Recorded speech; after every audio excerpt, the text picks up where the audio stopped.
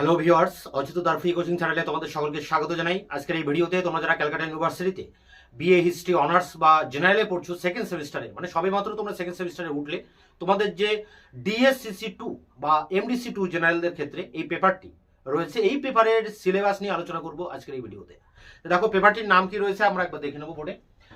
Social formation and cultural pattern, social সামাজিক এবং culture সংস্কৃতি, এর যে ধরন এবং এর বিবর্তন কেমন ছিল অফ দ্য অ্যানসিয়েন্ট ওয়ার্ল্ড, প্রাচীন পৃথিবীতে বা প্রাচীন বিশ্বে মানুষের সমাজ এবং সংস্কৃতি, এই দুটি বিষয়ের যে অগ্রগতি, তার যে বিবর্তন, সেটা নিয়েই রয়েছে তোমাদের এই অনার্সের ক্ষেত্রে ডিএসসিসি 2 বা পাশের ক্ষেত্রে এমডিসি 2 বা অন্যান্য ইউনিভার্সিটির ক্ষেত্রে সিসি 2। এখানে তোমাদের সিলেবাসটি রয়েছে নিউ সিসিএফ সিলেবাস 2025। এই সিলেবাস তোমরা যারা সেকেন্ড সেমিস্টারে অনার্সে পড়ছো হিস্ট্রি অনার্সে, বা তোমরা যারা জেনারেল পড়ছো, তোমাদের এই একই কিন্তু সিলেবাস। যেমনটা তোমরা ফার্স্ট সেমিস্টারে অনার্স এবং জেনারেলদের কিন্তু পাশাপাশি একই বিষয়, সেই প্রাচীন ভারতের ইতিহাস পড়তে হয়েছিল, ঠিক সেই রকম সেকেন্ড সেমিস্টারে অনার্স পাস উভয়ই তোমরা পড়বে প্রাচীন বিশ্বের সমাজ এবং সংস্কৃতির বিবর্তন। তা তোমাদের ফার্স্ট সেমিস্টারের মতো সেকেন্ড সেমিস্টারেও এই পেপারটির সিলেবাস নিয়ে তো এই ভিডিওতে আলোচনা করছি। পরের ভিডিওতে এর যে সাজেশন সেটি নিয়ে আলোচনা করব। তারপরের ভিডিওগুলিতে এক এক করে প্রতিটা প্রশ্নের উত্তর আমি চ্যানেলে নিয়ে আসব। ইতিমধ্যেই প্রায় বেশিরভাগ প্রশ্নের উত্তর আমি চ্যানেলে আপলোড করে দিয়েছি, সেগুলো তোমরা এই ভিডিও ডেসক্রিপশন বক্সেও পেয়ে যাবে। তবে সাজেশনটা পাওয়ার পর তোমরা সাজেশনের সাথে কোশ্চেন অ্যান্সারগুলো মিলিয়ে তোমরা সেগুলো কালেক্ট করবে। তাই এর আগে আমি এই সিলেবাস নিয়ে, অর্থাৎ এই সেকেন্ড পেপারের বা এই সিসি 2 পেপারটির যে সিলেবাস, প্রাচীন বিশ্বের সমাজ সংস্কৃতি, এটা নিয়ে বিস্তারিত আলোচনা এর আগের একটি ভিডিওতে আমি করেছি।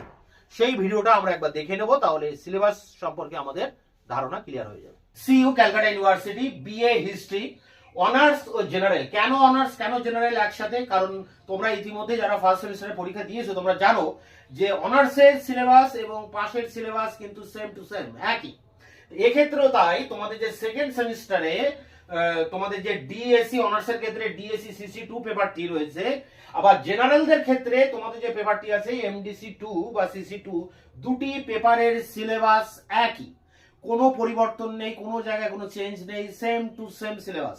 এই জন্য এই অনার্স এবং পাশের সেকেন্ড সেমিস্টারের ক্ষেত্রে আমি একই সাথে কিন্তু এই সিলেবাস ডিসকাস করব। এটি উভয়েরই কাজে লাগবে, একই সিলেবাস, একই নাম্বার, সবকিছু একই। এখন দেখো এই পেপারটি তোমরা জানো তোমাদের যে পুরো নতুন সিলেবাস যেটা রয়েছে সিসিএফ সিলেবাস বলা হয় এটাকে, সেই অনুযায়ী কিন্তু এই সিলেবাসটি রাখা হয়েছে। এখানে তোমাদের এই সেকেন্ড পেপার যেটা সিসি 2 বা এমডিসি 2, এই পেপারটির নাম কি আছে দেখে নাও। ইংরেজিতে নাম আছে social formation and cultural pattern of the ancient world. এর বাংলা করলে দাঁড়ায় প্রাচীন বিশ্ব। ভারতের বাইরে, ভারতের নিয়ে কোনো আলোচনা নয়, ভারতের বাইরে প্রাচীন বিশ্বের সমাজ এবং সংস্কৃতি, সমাজ এবং সংস্কৃতির যে বিবর্তন সেটি নিয়েই কিন্তু এই সিলেবাস বা তোমাদের পেপারটির নামই হচ্ছে প্রাচীন বিশ্বের সমাজ ও সংস্কৃতির বিবর্তন। এখানে 6টি টপিক আছে, টোটাল অল ওভার সিলেবাসে রয়েছে 6খানা টপিক।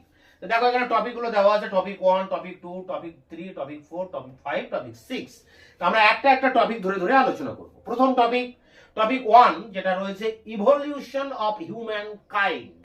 ইভলিউশন অফ হিউম্যান কাইন্ডের বাংলা করলে যেটা দাঁড়ায় মানুষের বিবর্তনের মূল্যায়ন করো।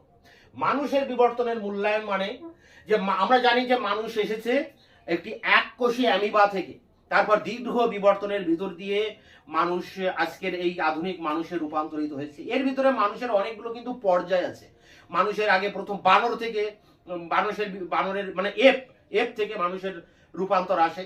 তো সেখানে মানুষ প্রথমে হামাগুড়ি দিয়ে বেড়াতো, তারপরে 4 পায়ে হাঁটতো, তারপর 2 পায়ে হাঁটতো, তারপর সোজা হয়ে দাঁড়াতে পারলো, মাথা আগে বড় ছিল, তারপর সঠিকভাবে তার গঠন হলো, হাতের কাজ বাড়লো, চোয়াল শক্ত হলো, এবং মানুষ মেরুদণ্ডী মানুষ হলো, মানুষ বুদ্ধিমান মানুষ হলো, তারপর এখন অত্যাধুনিক মানুষ হলো। এই যে পর্বগুলো রয়েছে মানুষের বিবর্তনের যে পর্ব, এগুলো কিন্তু একাধিক নাম আছে। হ্যাঁ, যেমন হোমো ইরেক্টাস, হোমো সাপিয়েন্স, হ্যাঁ, দক্ষ মানুষ, বুদ্ধিমান মানুষ, এরকম কিন্তু বিভিন্ন পর্ব আছে বিজ্ঞানসম্মত ভাবে। এই যে ধারা বিবরণী মানুষের সেই বানর থেকে মানুষ হয়ে ওঠার যে ইতিহাস, লম্বা ইতিহাস, এই ইতিহাস কিন্তু আমাদের এই জায়গায় পড়তে হবে এই ফার্স্ট টপিকে। এবং এই টপিকে এই যে মানুষ, বুদ্ধিমান মানুষ বা কর্মক্ষম মানুষ, মেরুদণ্ডী মানুষ, এরা কোথায় থাকতো? জঙ্গলে বাস করতো, এরা জঙ্গলের গুহায় বাস করতো, বা এরা খোলা মাঠে থাকতো এবং বনের পশু শিকার করে খেত এরা, এবং এরা পাথরের হাতিয়ার ব্যবহার করতো। এগুলো আমরা বেসিক জিনিস জানি। তাই এই সময় কিন্তু প্রাচীন পাথরের যুগ, মধ্য পাথরের যুগগুলো চলেছে। 2.5 লক্ষ বছরের যে পাথরের যুগের ইতিহাস তোমরা এর আগে ফার্স্ট সেমিস্টারে দেখেছিলে, সেই 2.5 লক্ষ বছরের ইতিহাসটাকে পাথরের যুগ বলা হয়, প্রাগৈতিহাসিক যুগ বলা হয়। এবং এই যুগকে ঐতিহাসিকরা 3টি ভাগে ভাগ করেছেন: প্রাচীন পাথর, মধ্য পাথর এবং নব্য পাথর। এর ভিতরে প্রাচীন আর মধ্য পাথরের যুগ প্রায় 2.5 লক্ষ বছর চলেছে। এই পাথরের যুগটাও কিন্তু এখানে আমাদের পাশাপাশি মানুষের বিবর্তনের ভিতরেই পড়তে হবে। কি পড়তে হবে না? প্রাচীন প্রস্তর যুগ এবং মধ্য প্রস্তর যুগ। তা প্রাচীন প্রস্তর যুগ তো অনেক দিন চলে, প্রায় 2,30,000 বছরের কাছাকাছি। তা ঐতিহাসিকেরা এই প্রাচীন প্রস্তর যুগেরও আবার 3টি ভাগ করেছে: উচ্চ পর্যায়, মধ্য পর্যায় এবং নিম্ন পর্যায়। মধ্য প্রস্তর যুগেরও তাই, উচ্চ মধ্য প্রস্তর, নিম্ন মধ্য প্রস্তর এবং মধ্য প্রস্তর যুগ। তা এগুলোরও কিন্তু অনেকগুলো ভাগ রয়েছে। তাহলে আমরা এই ফার্স্ট যে topic, evolution of human kind, মানুষের যে বিবর্তন, এটা আমরা যেমন পড়ছি কিভাবে মানুষ বাদর থেকে এলো, এবং পাশাপাশি সেই সময় যে প্রাচীন পাথরের যুগটা চলছে, সেই পাথরের যুগেরও যে 3টি ভাগ, তার মধ্যে প্রথম 2টি ভাগ প্রাচীন প্রস্তর এবং মধ্য প্রস্তর যুগের যে বৈশিষ্ট্য, এবং ইউরোপের কোথায় কোথায় এই প্রাচীন প্রস্তর এবং মধ্য প্রস্তর যুগের যেসব নমুনা পাওয়া গেছে, যেসব জায়গায় মানুষের বসতি পাওয়া গেছে, সেগুলো নিয়েও কিন্তু এই ফার্স্ট টপিকে আমাদেরকে পড়তে হবে। এরপর 2 নম্বর টপিক দেখো, 2 নম্বর টপিক রয়েছে ফুড প্রোডাকশন, খাদ্য উৎপাদন। তা খাদ্য উৎপাদন আমরা জানি কিভাবে, এর আগে ফার্স্ট সেমিস্টারে আমরা পড়েছিলাম যে শিকারী মানুষ কিভাবে খাদ্য উৎপাদন করতে শিখছে। মেয়েরা প্রথমে চাষবাস শিখছে, এবং খাদ্য উৎপাদন করতে শেখার পর মানুষ চাষবাস শিখছে, এবং চাষবাস করছে কোথায়? নদীতে জল দিয়ে, নদীর জল দিয়ে তারা চাষবাস করছে। তাই নদীর ধারে তারা কিন্তু তাদের এই কৃষি ক্ষেত্রটা তৈরি করে, এবং কৃষি ক্ষেত্রকে পাহারা দেওয়ার জন্য, নিরাপত্তার জন্য তারা এই কৃষি জমির পাশেই তারা ঘরবাড়ি বানায় এবং গ্রাম গড়ে তোলে, সভ্যতার জন্ম দেয়।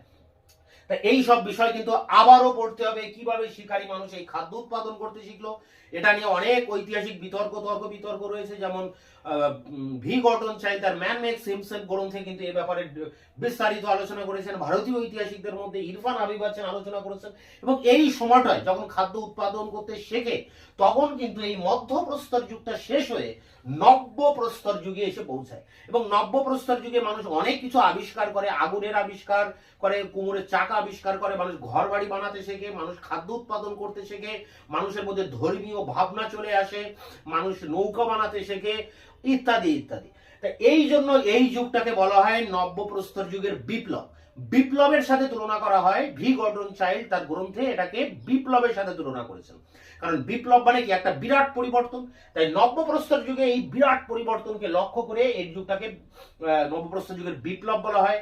এই বিষয়টাও এখানে আমাদের ভালো করে পড়তে হবে, এবং নব্যপ্রস্তর যুগের যে বৈশিষ্ট্যগুলো, সেই বৈশিষ্ট্যগুলো এখানে পড়তে হবে। পাশাপাশি ইউরোপ এবং পশ্চিম এশিয়া, ইউরোপ এবং পশ্চিম এশিয়াতে এই নব্যপ্রস্তর যুগের প্রভাব কি পড়ছে, সেগুলো কিন্তু পাশাপাশি পড়তে হবে, সারা বিশ্বের প্রেক্ষাপটে পড়তে হবে। এরপরে দেখো 3 নম্বর টপিক কি রয়েছে? ব্রোঞ্জ এজ সিভিলাইজেশন, ব্রোঞ্জ যুগের সভ্যতা। ব্রোঞ্জ যুগের সভ্যতা এর বাংলা করলে দাঁড়ায়। তা ব্রোঞ্জ, মানুষ তো আগে পাথর ব্যবহার করতো, তারপর তামা, এরপরে তামা আর টিন মিশিয়ে মানুষ তৈরি করলো ব্রোঞ্জ। তা ব্রোঞ্জ যুগের যেসব সভ্যতা ইউরোপে বা সারা বিশ্বের দেখা দিয়েছিল, সেগুলো নিয়ে কিন্তু এখানে পড়তে হবে।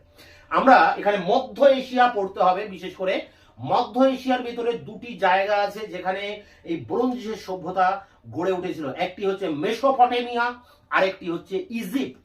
ইজিপ্ট মানে হচ্ছে মিশর।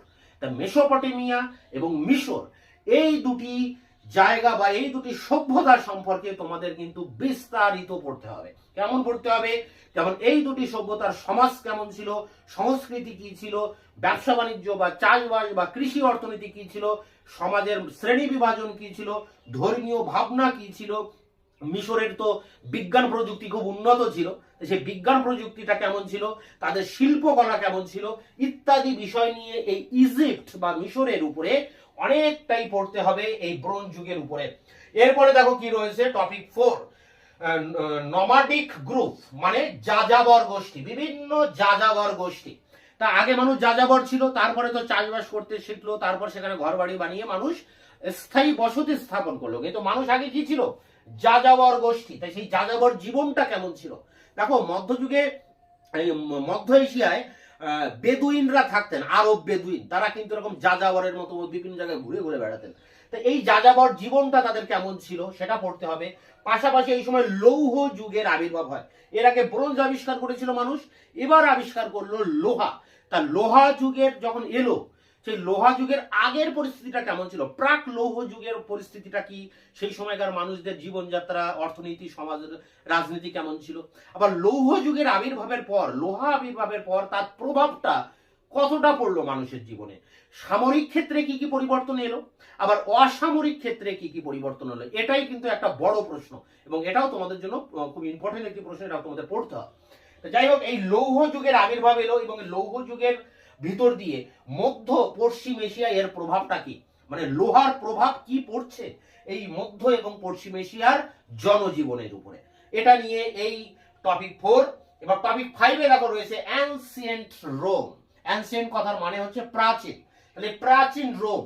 আমরা জানি বিশ্বের ইতিহাসে ইউরোপে রোমকে কেন্দ্র করে প্রাচীনকালে এক বিরাট বড় সাম্রাজ্য গড়ে উঠেছিল। হ্যাঁ, রোমান সাম্রাজ্য হলো ইউরোপের সব থেকে বড় প্রাচীন সাম্রাজ্য। তাই সেই রোম সাম্রাজ্যের সব কিছু কিন্তু এখানে ভালো করে তোমাদের পড়তে হবে।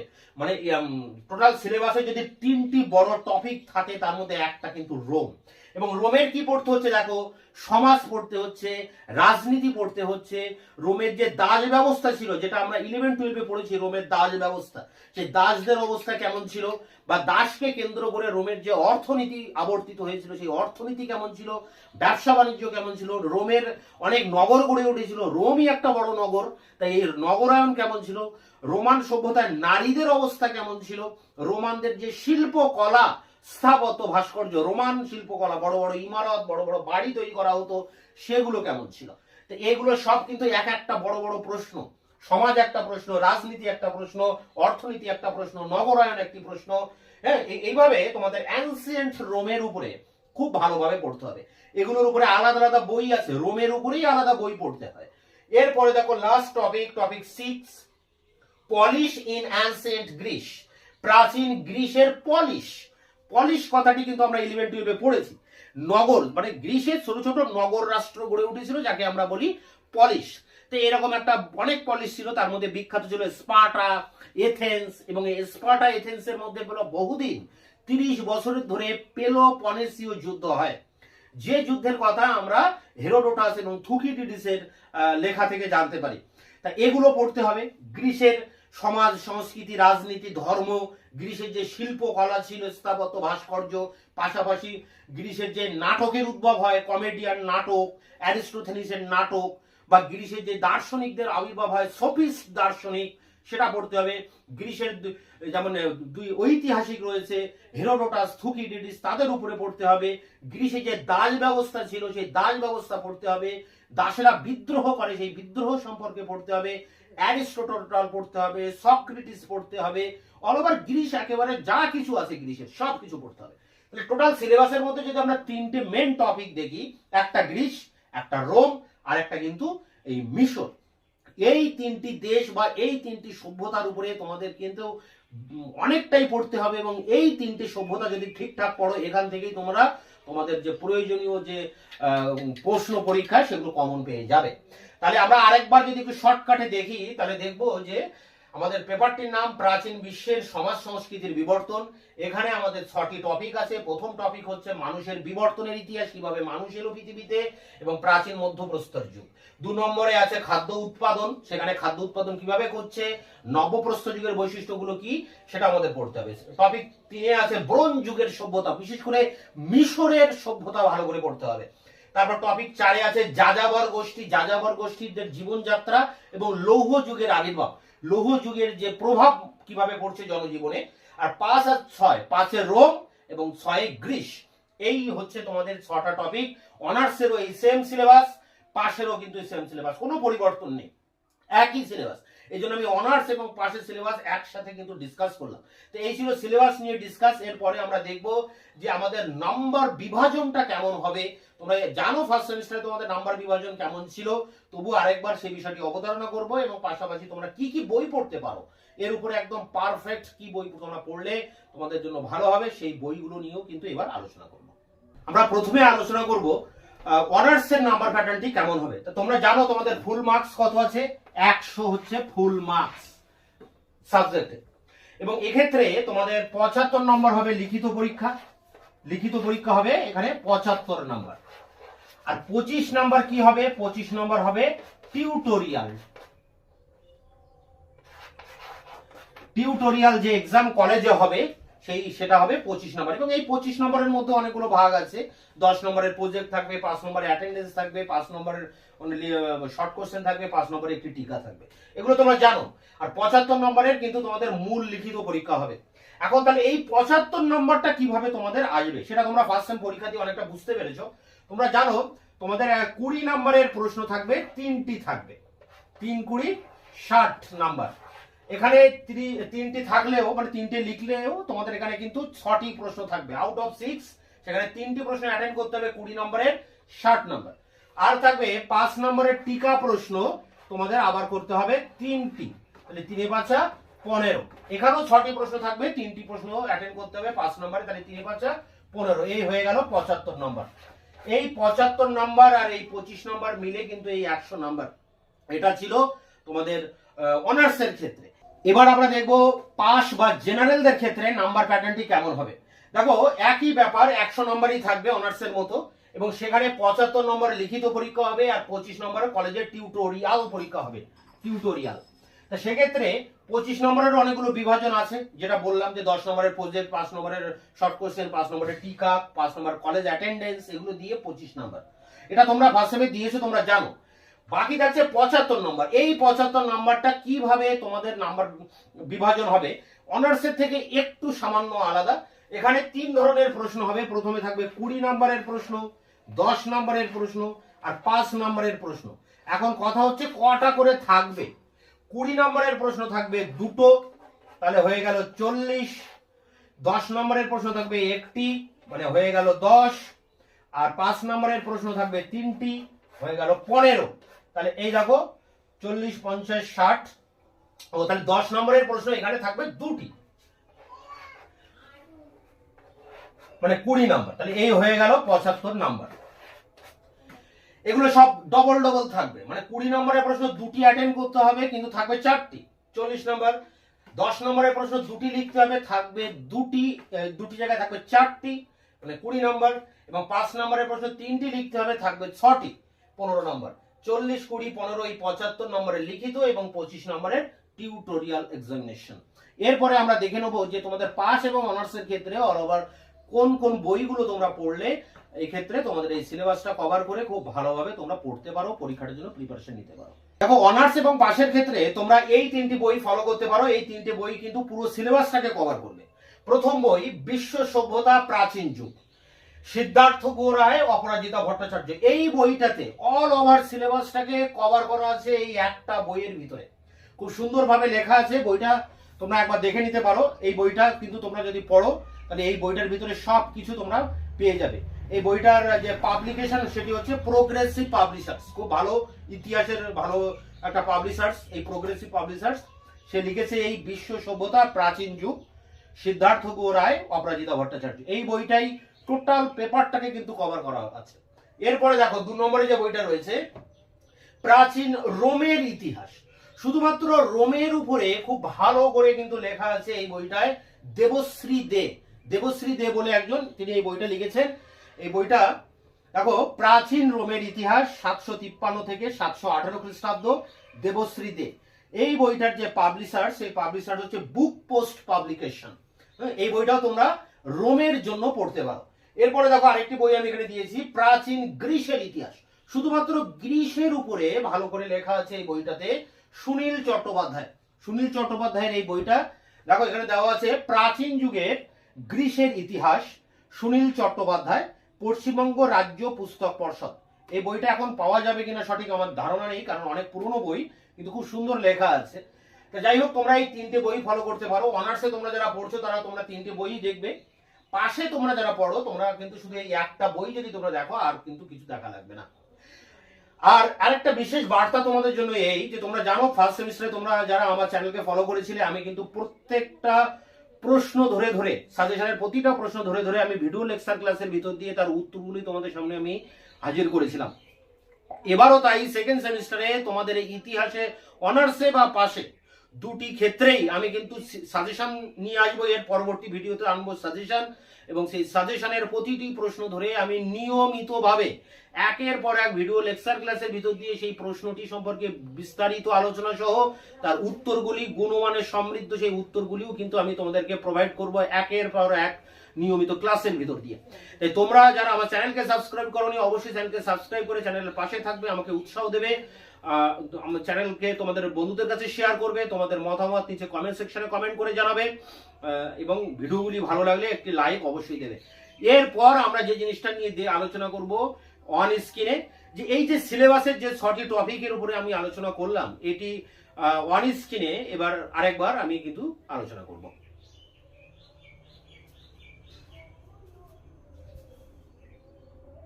ইউনিভার্সিটি অফ ক্যালকাটা ইতিহাস অনার্স বা জেনারেল সেকেন্ড সেমিস্টার, মানে সেকেন্ড সেমিস্টারে তোমরা যারা অনার্স পড়ছো বা সেকেন্ড সেমিস্টারে তোমরা যারা জেনারেলে পড়ছো, একই সিলেবাস, ডিএসসি CC2 অনার্সের ক্ষেত্রে এবং পাশের ক্ষেত্রে MDC2। দেখো, সিলেবাস প্লাস কোশ্চেন প্যাটার্ন নিয়ে আমি এখানে লিখিতভাবে তোমাদের সামনে আলোচনা করব। এটা আন্ডার CCF সিলেবাস। পেপারটির নাম social formation and cultural pattern of the ancient world other than India. ভারতের বাইরে প্রাচীন বিশ্বের সমাজ সংস্কৃতির বিবর্তন, এই হচ্ছে পেপারটির নাম। এখানে তোমরা জানো যে 6টি টপিক রয়েছে, মানে 6টি মডিউল বলা যায়, 6টি মডিউল রয়েছে। প্রথম যে মডিউল মানে টপিক 1, দেখো টপিক 1 হচ্ছে, এর নাম ইভলিউশন অফ হিউম্যান কাইন্ড, মানে মানুষের বিবর্তন। এখান থেকে তোমরা পড়বে যেসব সাব পয়েন্ট আছে এর ভিতরে, প্রাচীন প্রস্তর যুগ এবং মধ্যপ্রস্তর যুগ। মানুষের বিবর্তনের পাশাপাশি এই দুটি পাথরের যুগ নিয়েও পড়তে হবে। এরপরে দেখো টপিক 2 ফুড প্রোডাকশন, মানে খাদ্য উৎপাদন। এক্ষেত্রে তোমরা যেসব সাব পয়েন্টের উপরে পড়বে, খাদ্য উৎপাদন নিয়ে যে বিতর্ক, ইউরোপ ও পশ্চিম এশিয়ায় খাদ্য উৎপাদন কিভাবে হচ্ছে, এবং নব্যপ্রস্তর যুগের যে সংস্কৃতির বৈশিষ্ট্য, সেই বৈশিষ্ট্যটিও এখানে পড়তে হবে। এরপরে দেখো topic 3 bronze age of civilisation, মানে ব্রোঞ্জ যুগের সভ্যতা। এখানে যে পার্টটির উপরে বেশি করে পড়তে হবে সেটি হচ্ছে ইজিপ্ট, মানে মিশর।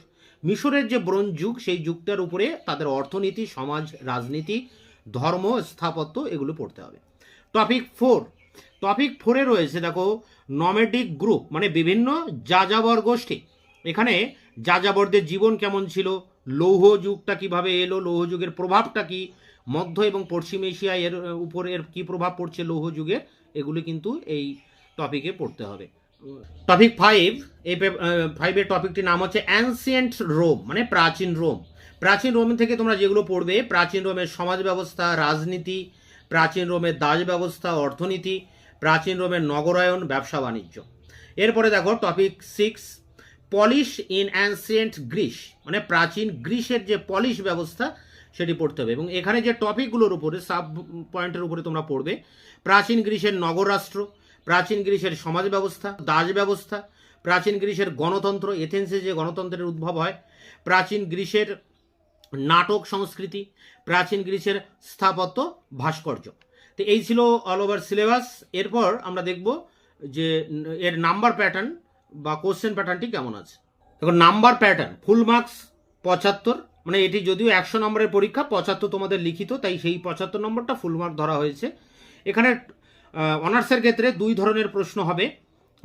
এখানে প্রথমে 3টি প্রশ্ন লিখতে হবে, easy type question, out of 6 6টি প্রশ্ন দেওয়া থাকবে, 3টি প্রশ্ন অ্যাটেন্ড করবে তোমরা, 20 নম্বরের প্রশ্ন 3টি, মানে 60 নম্বর। আর আরেকটি পার্ট থাকবে, সেটি হচ্ছে টিকা, মানে 3টি কোশ্চেন লিখতে হবে, 3টি শর্ট নোটস লিখতে হবে, আউট অফ 6 6টি প্রশ্ন দেওয়া থাকবে, 3টি লিখতে হবে, 3 × 5 = 15, তাহলে এই 60 আর এই 15 দিলে একসাথে হয়ে গেল 75 নম্বর। দেখো জেনারেল বা পাশে তোমরা যারা পড়ছো, তোমাদের কোশ্চেন প্যাটার্নটা কেমন হবে দেখে নাও। এখানে টোটাল মার্কস হচ্ছে 100, মানে 25 নম্বর টিউটোরিয়াল আর 75 নম্বর লিখিত পরীক্ষা এক্সটার্নাল। তো সেখানে এই যে 75 নম্বরটা পরীক্ষা হবে, সেক্ষেত্রে 3 ধরনের প্রশ্ন তোমাদের থাকবে। 5 নম্বরের টিকা 3টি লিখতে হবে, মানে 6টি দেওয়া থাকবে, 3টি লিখতে হবে, মানে 5 গুণ 3 মানে 15 নম্বরের টিকা গেল। তারপরে দেখো 10 নম্বরের প্রশ্ন 2টি লিখতে হবে, 4টি দেওয়া থাকবে, মানে 10 গুণ 2 20 নম্বর। আর 20 নম্বরের প্রশ্ন 2টি লিখতে হবে, 4টি থাকবে, মানে 20 গুণ 2 সমান সমান 40। এই টোটাল এই 75 নম্বরের পরীক্ষা।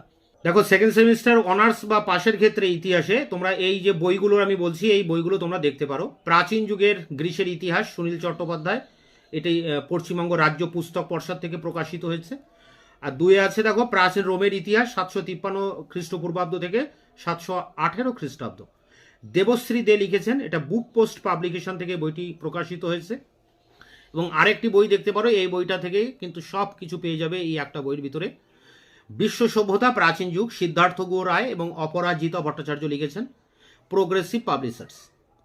তো এই ছিল তোমাদের অনার্সের DSCC2 বা পাশের ক্ষেত্রে MDC2 বা CC2 পেপারটির সিলেবাস, তার কোশ্চেন প্যাটার্ন, তার নাম্বার বিভাজন বা বলতে পারো বুক নির্বাচিত যেসব বইগুলো রয়েছে তার একটা ভিডিও লেকচার ক্লাস।